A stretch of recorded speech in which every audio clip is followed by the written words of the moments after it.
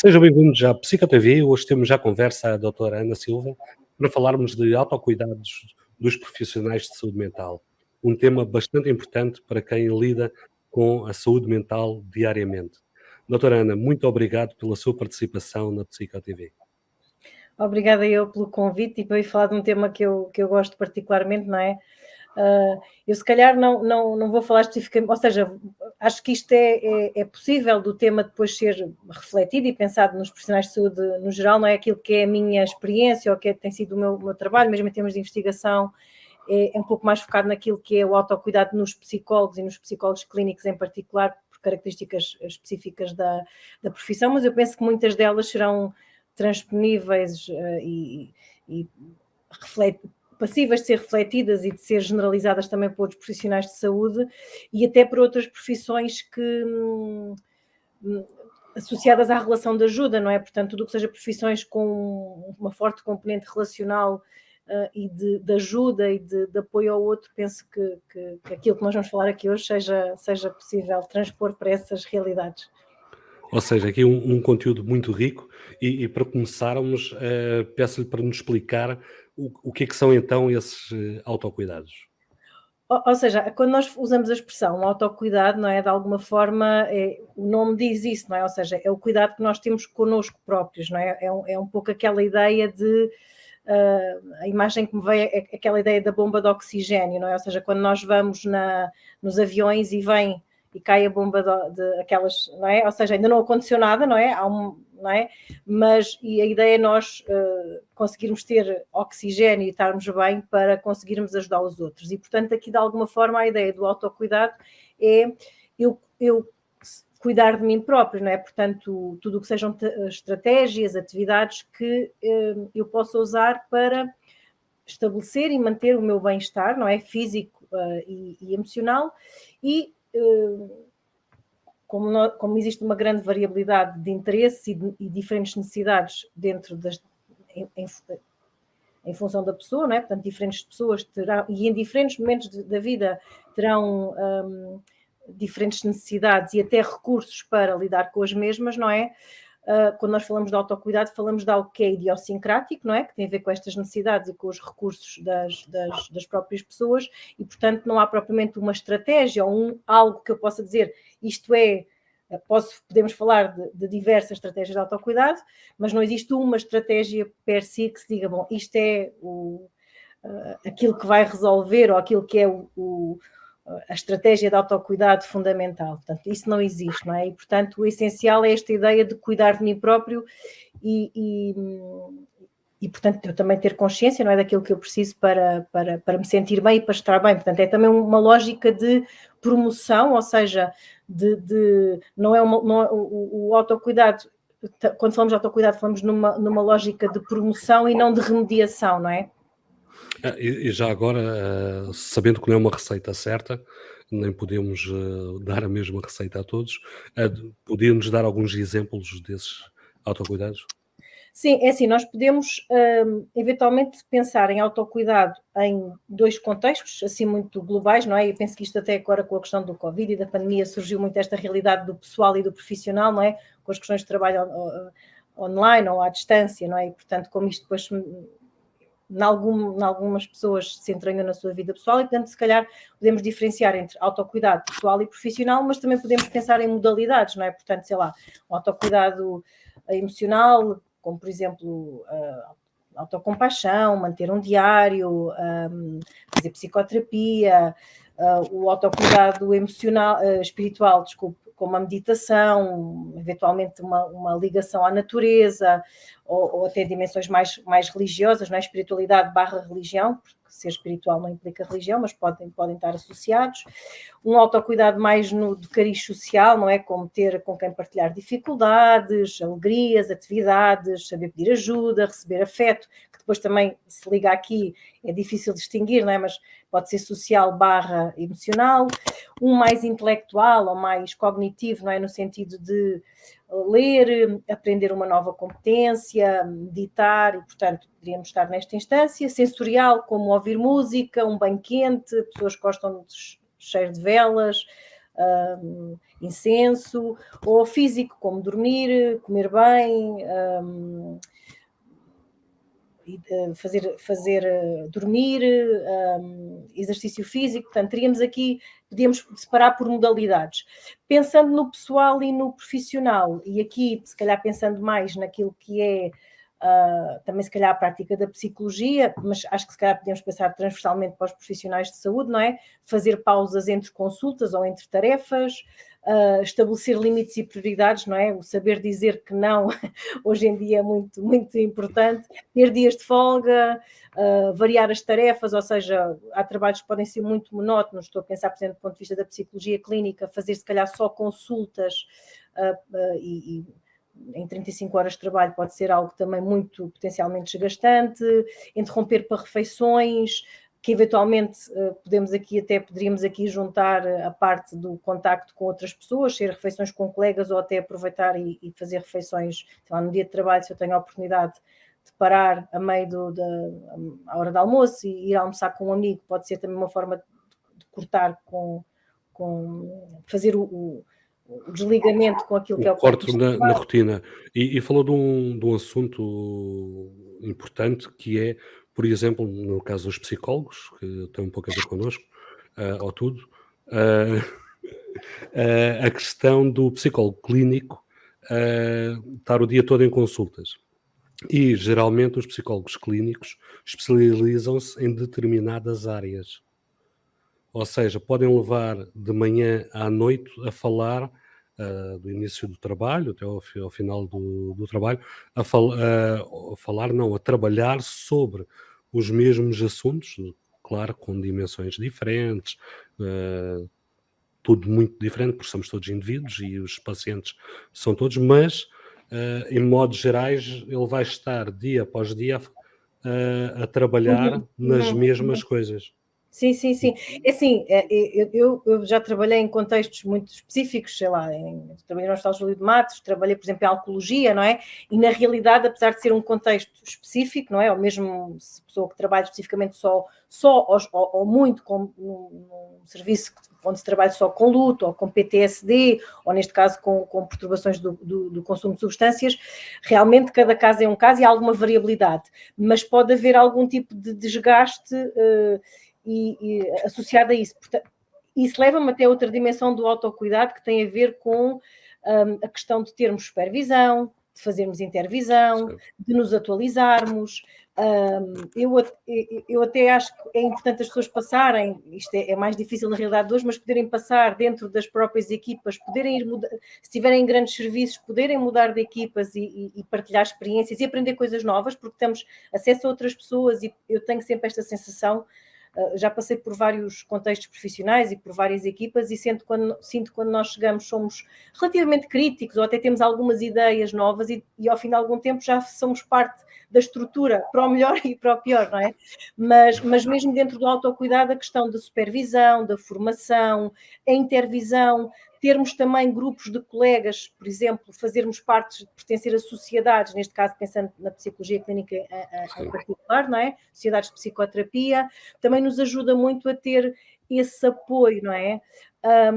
E depois esta questão que é essencial, que eu acho que é também a parte pessoal, não é? Que é o saber desligar do trabalho. Nós hoje vivemos muito numa lógica, e por isso é que eu acho também interessante, se calhar não se falava de autocuidado no passado, ou fala-se mais agora, porque se calhar se torna mais evidente da necessidade disso, porque há muito esta ideia eu acho que se eu disser amanhã, sexta-feira à tarde, vou ter a tarde para ler ou para vou ao cinema, isto é quase uma afronta, pode ser visto como uma afronta do género, então, mas não tens nada para fazer? Não, tem que ser, ou seja, em alguns contextos profissionais nós vamos ter sempre muito trabalho para fazer e o trabalho não vai desaparecer, é infinito, não é um saco roto. Mas a realidade é que nós termos a consciência também de que precisamos de descansar, de parar e de desligar do trabalho, porque por vezes a pessoa pode não estar no seu local de trabalho, mas está a pensar num cliente, e isto também é reportado na literatura, face aos psicólogos clínicos, aos psiquiatras. Se eu tenho um cliente com ideação suicida, ou um cliente que eu não estou bem certo do diagnóstico e não sei muito bem o que é que que é que vou fazer com ele, ou que estou preocupado porque tem algum tipo de comportamentos mais de risco, mesmo que não seja de ideação suicida, isto pode vir comigo e é desgastante, não é? Portanto, é algo que nos perturba na nossa vida, que pode ter implicações na nossa vida pessoal, não é? E levarmos esse trabalho para casa quando devíamos deixar lá no consultório ou no hospital onde onde exercemos a nossa atividade, profissional. E como podemos aqui promover a saúde mental através do autocuidado? É assim, eu acho que o autocuidado em si é uma estratégia de promoção de saúde mental, ou seja, se nós pensarmos que nos próprios modelos de autocuidado, nós pensamos muito nesta ideia que é ter consciência, não é? Ou seja, eu tenho que ter consciência das minhas necessidades, não é? Eu tenho que ter consciência de que estou daquilo que eu preciso, não é? Naquele momento, e se calhar até em função de fases de vida, não é? Muitas vezes querem em diferentes fases de carreira e muitas vezes até a história de vida, não é? Sei lá, se calhar no início da carreira é quando nós se calhar também pensamos em comprar uma casa ou começarmos uma vida mais independente, eventualmente algumas pessoas mais tarde casam e têm filhos, quer dizer, não tem que ser esta a ordem, mas há uma tendência. Portanto, nós também percebermos que vamos ter necessidades diferentes em função de momentos diferentes da nossa vida, e algumas delas são quase normativas ou fazem parte do desenvolvimento, não é? Quer profissional, quer pessoal, mas, portanto, o autocuidado é essencial nesse sentido e, portanto, quer na consciência, quer depois na forma como nós regulamos isso, não é? E depois também nas profissões de ajuda, acho que há aqui uma questão muito, muito importante, que é, muitas vezes as próprias motivações que nos levam para procurar uma profissão desta natureza é nós estarmos muito direcionados para o outro e para dar ao outro e para cuidar do outro, não é? E isto pode trazer aqui uma dificuldade que é nós não conseguirmos cuidar de nós próprios porque podemos ver o não estar disponível. Olharmos para nós pode significar não estar a olhar para o outro, não estar disponível para o outro e, portanto, isto ser um impedimento também ao autocuidado. E, portanto, ou seja, pode ser um pouco mais complexo do que só ter um conjunto de estratégias e só saber as minhas necessidades, mas depois eu ser capaz de agir essas necessidades. Pensando genericamente em termos de saúde mental, nós muitas vezes, eu estou a pensar, quando eu trabalho com pessoas, por exemplo, com quadros depressivos ou ansiosos, uma parte da própria intervenção passa por desenvolver e promover com essas pessoas, até quase como estratégias preventivas depois de voltarem a ter uma recidiva, digamos assim, é promover estratégias de autocuidado muito ao nível, dependendo das áreas perturbadas, mas muito ao nível pessoal, não é? Está provado que o exercício físico tem impacto na meditação. A meditação. A meditação nos últimos tempos, muito graças ao mindfulness, tem vindo a demonstrar que tem um grande impacto com a comprovação, não é? E está a ser comprovado essa questão da meditação. E o exercício físico, estamos a falar de um dos maiores preventores de saúde que existe também. E nós podemos pensar nisso a vários níveis, não é? Porque a pessoa, porque isto depois tem, se calhar mesmo o exercício físico, existem aqui vários fatores, não é? A questão da motivação, a questão física, a questão da pessoa fazer uma coisa prazerosa, não é? Ou seja, exercício físico pode ser muita coisa. Eu posso gostar de correr na minha passadeira em casa, ouvir música, ou posso gostar de ir dar um passeio ou um passeio mais acelerado no jardim e estar no meio da natureza, que também pode fazer parte do autocuidado. Posso estar num ginásio e estar até ver aqui uma componente social, não é? Integrada com as pessoas. E, portanto, acho que acaba por ter o próprio exercício aqui multidimensões que são importantes, para além daquela que está fisicamente estudada, não é? Que é a própria ativação biológica, não é? O tipo de ativação que nós temos fisiológica, que tem um impacto positivo, não é? A questão do mindfulness, e fala-se muito na terceira geração, os modelos cognitivo-comportamentais, não é? Existe muita investigação a esse nível e, portanto, e também passando por uma ideia que também está muito associada ao autocuidado, aqui, se calhar não exclusivamente do mindfulness, mas nesta ideia da terceira geração da cognitivo-comportamental, que tem a ver com a ideia da autocompaixão e, portanto, eu também ser... E pensando naquilo que eu dizia há pouco do trabalho, não é? Nós também percebermos que eu não vou estar sempre a conseguir dar 100%, que há dias que dar 50% é muito bom, é ótimo e que eu posso estar suficientemente tranquilo com isso, não é? Que eu tenho limites e que também sou humano, que é um paradoxo também, pensando aqui na psicologia, que é um paradoxo na psicologia, que é, nós trabalhamos com humanos e se calhar muitas vezes conseguimos ser mais empáticos e mais compassivos com os nossos clientes do que se calhar connosco próprios, não é? É uma, se calhar, uma imagem que às vezes os profissionais da psicologia transmitem, é uma extrema empatia, e essa falta de autoempatia e um grande altruísmo, mas um fraco autoaltruísmo do se autoajudar. Nesse caso, né, nesse aspecto de trabalharem às vezes demasiado, e estarem a vivenciar tudo isto. E esta conversa é bastante importante porque existe cada vez mais a necessidade de cuidarmos de quem cuida ou de autocuidarmos de quem quando estamos a cuidar, porque às vezes podemos estar a arranjar um novo problema quando estamos a querer cuidar sem nos cuidarmos. Sim, E daí este autocuidado é essencial. E poderemos dizer então, para finalizarmos, que o autocuidado é mesmo essencial para a promoção da saúde mental. E já agora, porque é que o acha? eu acho que sim, porque ela é uma forma clara de promoção, como nós estávamos a ver, não é? E eu aqui, pronto, nós pensamos, é muito esta ideia do ser biopsicossocial, não é? Como nós estávamos a falar há pouco, não é?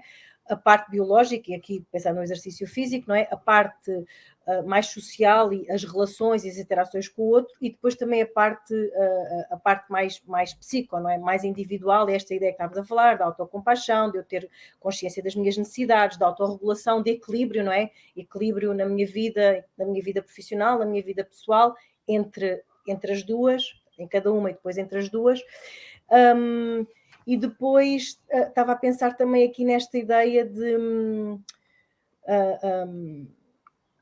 Ou seja, era um bocadinho aquilo que estava a dizer, não é? Eu tenho que ter consciência para me conseguir regular e para depois conseguir usar as estratégias que são necessárias e para perceber se tenho ou não até capacidade de gerir sobre isso sozinho. Por exemplo, o distress em si, todos nós, e até pensando nas questões dos profissionais, antes pensava-se que os profissionais de saúde, ou pelo menos os psicólogos e os psiquiatras, os psicoterapeutas, não é? De alguma forma estariam inoculados de stressores, não é? E a realidade é que eles existem e, portanto, estamos expostos aos mesmos tipos de stressores que outras pessoas e as dificuldades são semelhantes. Provavelmente, com esta questão do nosso treino implicar algum tipo de desenvolvimento pessoal, psicoterapia, podemos estar mais despertos, mas a realidade é que as coisas nos impactam, não é? Agora, é fundamental esta promoção da saúde mental e a promoção do autocuidado na saúde mental numa perspectiva, lá está, mesmo preventiva, não só nos profissionais, mas na população em geral. E aí eu assumiria que nós podemos pensar em 3 níveis, não é? Ou seja, um nível mais individual, como eu estava a dizer, consciência, depois quais são as estratégias que eu posso usar e este equilíbrio. Depois, se calhar, mais individual, que é como é que eu nos meus grupos, no meu contexto de trabalho, com a minha família, com o meu grupo de amigos, consigo regular estas necessidades e depois, se calhar, aquilo que eu falava há pouco, mais quase em termos sociais, que é, se o autocuidado passa por atividades que de alguma forma podem ser vistas como eu estar... não estou a trabalhar, não é? Não estou a ser ativo, não estou a ser produtivo, digamos assim, não é? Se calhar também precisamos de uma mentalidade do ponto de vista social para que haja esta promoção da saúde mental, que é, em paralelo, promoção do autocuidado, não é? E, portanto, apesar do autocuidado poder fazer parte da intervenção psicológica, quando as pessoas nos chegam, nós já estamos num nível remediativo, já não estamos, se calhar, a falar de autocuidado, estamos a falar de outro tipo de estratégias. Não sei se isto fica claro, esta ideia, mas eu acho que há mesmo a necessidade de mudança de mentalidade, não é? Para nós podermos fazer isto até sem culpa, não é? Sem culpa no sentido de que é legítimo eu tirar uma tarde, mesmo que eu saiba que tenho, não é? É legítimo eu não receber clientes novos, não é? É legítimo, e isto eu estou a dizer enquanto psicóloga, mas se calhar qualquer outro profissional poderá dizer o mesmo, não é? Em outras profissões. E aqui existe aqui um paradigma engraçado que falou, por exemplo, do exercício físico, que é engraçado e os estudos demonstram isso, que o exercício físico é um dos melhores preditores para a nossa saúde, não é? Cuidadores podemos ter, mas pode ser uma fonte de stress para os profissionais do desporto. Sim, isso aí já é outra, mas aí porque É, já mas faz parte do seu, é o seu trabalho, não é? e nós temos de ter aqui esta atenção para quem trabalha com saúde mental, arranjar estratégias que não sejam fatores de stress à saúde mental e o autocuidado não Sim. se torne, às vezes, uma fonte de stress e sim, E, de autoajuda. isso que está a dizer é uma questão muito importante, ou seja, vamos lá ver, todas as estratégias de autocuidado, ou seja, o autocuidado implica que nós estamos a usar estratégias adaptativas e que não usamos estratégias não adaptativas, porque, por exemplo, se o exercício físico for imagine, se eu vou ao ginásio como uma obrigação, não é? Imagine, estou a fazer exercício físico e vou e até faço, mas não há uma sensação de bem-estar associada, eu se calhar não posso considerar, é ir ao ginásio ou é ir fazer uma corrida, mas se não é prazeroso, isso não é um momento em si de autocuidado, ok? E, portanto, não funciona dessa forma. Pensando nos profissionais que trabalham especificamente no desporto, e até estou a pensar a áreas particulares, não é? A psicologia trabalha também na saúde mental Sim, dentro dos atletas de alta competição, não é? Aí pode haver realmente muito stress, mas já não estamos a falar de algo que é feito como prazer, é como dançar, não é? Se calhar se tivermos uma bailarina sim, não é? A trabalhar numa grande companhia de dança. bailado, de dança, não é? É diferente de alguém que vai fazer uma aula de dança por prazer ou que ouve música em casa e dança, não é? E, portanto, se calhar também é importante fazer essa diferenciação em termos de a estratégia em si não é a estratégia que define que é de autocuidado, é também o significado e a forma como a pessoa está nessa estratégia que vai determinar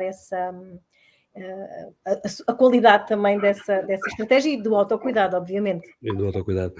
Doutora Ana Nunes da Silva, foi um prazer enorme tê-la na Psico TV.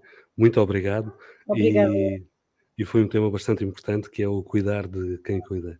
Obrigado e uma boa tarde. Obrigada, Pedro. Boa tarde. Adeus.